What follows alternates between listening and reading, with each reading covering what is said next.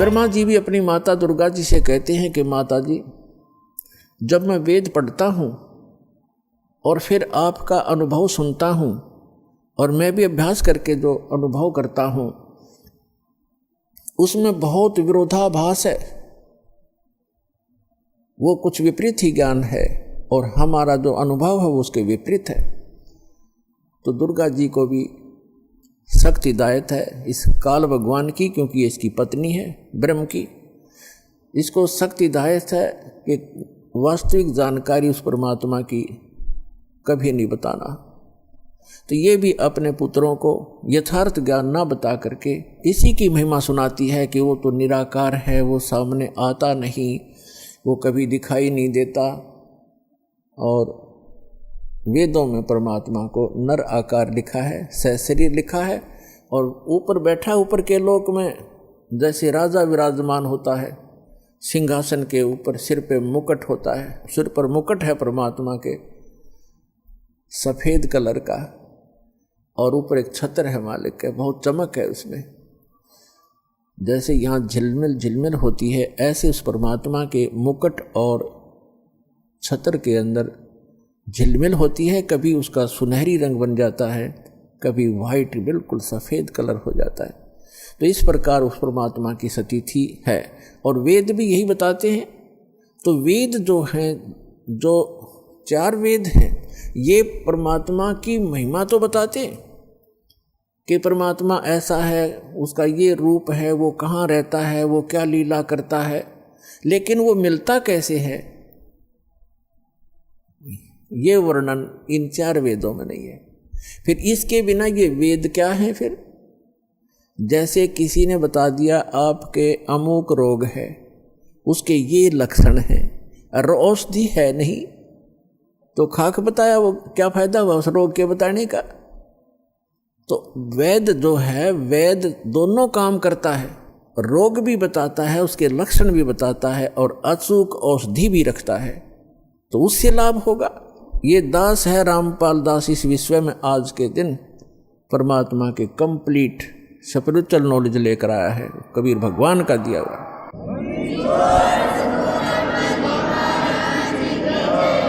और परमात्मा स्वयं आते हैं, वो ज्ञान देते हैं। जैसे ऋग्वेद मंडल नंबर 9 सूक्त नंबर 86 के 86 के मंत्र 26 और 27 में, ऋग्वेद मंडल नंबर 9 सूक्त 54 के मंत्र 3 में, ऋग्वेद मंडल नंबर 9 सूक्त 82 के 82 के मंत्र नंबर 1, 2, 3 में, ऋग्वेद मंडल नंबर 9 सूक्त 94 के मंत्र 1 में, ऋग्वेद मंडल नंबर 9 सूक्त 95 के मंत्र 2 में, ऋग्वेद मंडल नंबर 9 और सूक्त 20 मंत्र 1 में, ऋग्वेद मंडल नंबर 9 सूक्त 1 मंत्र 8 और 9 में, ऋग्वेद मंडल नंबर 9 सूक्त 96 यानी 96 के मंत्र 16 से लेकर 20 में, और भी अनेक स्थानों पर ये स्पष्ट किया हुआ वेदों में कि वो परमात्मा ऊपर के लोकों में रहता है और वहाँ राजा के समान सिंहासन पर विराजमान है, देखने में राजा के तुल्य है, सुंदर शरीर है, नर आकार है, वहाँ से शरीर चल कर आता है, और वो 3 प्रकार से लीला करता है अपने सभी आत्माओं को यथार्थ ज्ञान देने के लिए, हमें यहाँ धारण पोषण करने के लिए, हमारी संभाल करने के लिए वो 3 प्रकार का शरीर अपना बनाता है। एक रूप में परमात्मा स्थायी रहते हैं ऊपर के लोक में, सबसे ऊपर के स्थान पर एक बहुत बड़ा गुम्बद है मंदिर नुमा, और उसके सेंटर में परमात्मा का तख्त है। तख्त मीन सिंहासन, जैसे कहा करते ना दिल्ली के तख्त पर बाबर बैठा इतने सन में, तख्त मीन सिंहासन पर। तो वो बीच में बैठे परमात्मा सिंहासन पर, और सिर पर छत्र है जैसे आप ऊपर देख रहे हैं, और सिर पे मुकुट है परमात्मा के, देखने में राजा के समान है परमात्मा। वहाँ से तो एक प्रकार वहाँ उस शरीर में है, और उन परमात्मा का नर आकार है, मनुष्य सदृश है वो। उनके एक रोम में, एक रोम कहते हैं बाल में, एक रोमकूप समझो, एक रोमकूप में करोड़ों सूर्य मिला दे और करोड़ चंद्रमा की रोशनी, दोनों मिला करके मिली जुली रोशनी भी एक रोम के बराबर नहीं है। शोभा है परमात्मा के शरीर की, इतनी शोभा है। और वही परमात्मा अपना अन्य रूप धारण करके दो और स्थिति मेंटेन करता है। एक तो प्रत्येक युग में, सतयुग, त्रेता, द्वापर और कलयुग में, प्रत्येक युग में एक लीला करता है। ऊपर के अपने लोक से आता है, अन्य रूप धारण करता है। और एक कमल के फूल के ऊपर, कमल का फूल जल में होता है, कमल के फूल के ऊपर आकर के परमात्मा विराजमान हो जाते हैं नवजात शिशु के रूप में। और वहां से उनको निसंतान दंपति उठा ले जाते हैं और धीरे धीरे परमात्मा एक लीला में शरीर से अपने लीला करते हुए बड़े होते हैं। एक जन साधारण जैसी भूमिका करते हैं, अपने हाथों से निर्वाह करके वक्त अनुसार, योग अनुसार, जैसे भी उस समय क्रियाएं होती हैं, अपना एक आम नागरिक की तरह, एक भक्त की तरह रहते हुए अपना जीवन व्यापन करते हैं, अपना निर्वाह करके दिखाते हैं। और फिर वो धीरे धीरे बालक रूप थोड़ा सा बड़े होते हैं। 5-4 वर्ष की आयु में ही बड़े बड़े विद्वानों को अध्यात्म ज्ञान में पराजित कर देते हैं, उनके छक्के छुड़ा देते हैं। फिर वो बड़े होकर के तत्वदर्शी संत कहलाते हैं।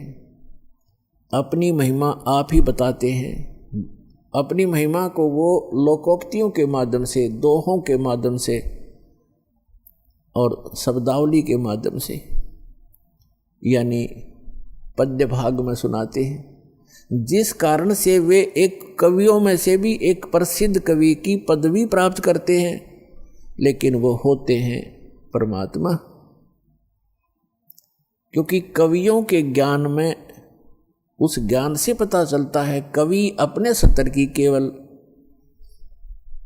एक पोइम बना सकते हैं, अध्यात्म ज्ञान नहीं बता सकते। और कबीर परमात्मा को कवि कहने लगे हम अज्ञानता से।